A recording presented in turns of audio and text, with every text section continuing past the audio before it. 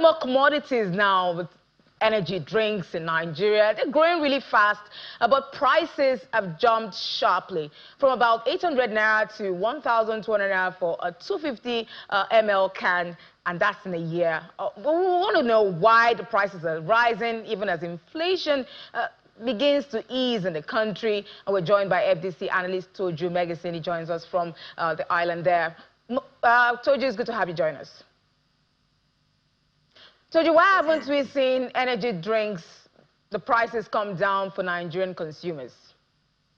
So as you've already highlighted, we have seen a 50% increase in the price of energy drinks year on year.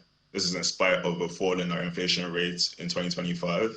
And although that might seem contradictory to you, this could be attributed to a rise in the cost of inputs and these key ingredients that are used to make energy drinks, such as sugar, flavoring, sweeteners, aluminum cans, PET, and caffeine ingredients, which are all imported by these manufacturers.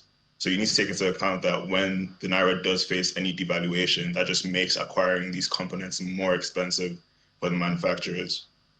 On the other hand, we also have to take into account that the strong demand for energy drinks is predominantly driven by the youth that are working long hours, engaging in nightlife culture, and also balancing both or at the same time. So this gives space for these brands to actually increase their prices without facing any form of backlash, showcasing the product's low price elasticity. Okay, so but if we're still relying on imports for about 40% of the energy drinks that we consume in the country, at a time when the Naira seems to be a bit volatile, what practical steps can local manufacturers take to cut imports and grow their market share and ground themselves in the markets? Well, yes, that's easier said than done. I do feel that the current market share for energy drinks in Nigeria is actually in the favor of domestic producers. Although ultimately I would love to see that share increase even further from 60% to 80% to even 100%. And this can be achieved through the sourcing of local inputs, as you mentioned. So firms just investing in the production of local, investing in the local production of components I mentioned earlier, like sugar, sweeteners, flavoring, and caffeine substitutes to curb FX exposure. Alongside this, there's also backward integration, which can be done through developing or partnering with local packaging plants to cut down on the importation of packaging. And lastly, I'd also like to touch on the fact that I feel like these brands also need to focus on developing their products, ensuring the quality is up to standard, and as well as targeting the right spaces to actually distribute their product, like gyms, college campuses, transport hubs, and nightlife hotspots.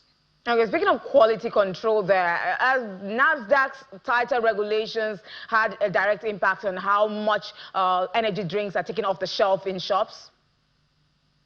Yes, so it's important to note that energy drinks are, although they do provide a short-term solution to your fatigue, they come with some long-term health risks, hence the prohibitions put in place by NAFDAC.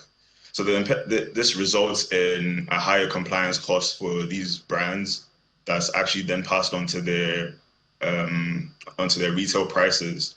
As well as that, these brands are also taking steps towards reducing the levels of caffeine and also maybe reducing the sizes of their cans or their bottles just to stay within the guidelines of NAFDAC. And definitely, we all have to stay healthy, even though we're taking energy to stay energized. Thank you so much, Toju Meggison, analyst with Financial Derivatives Company.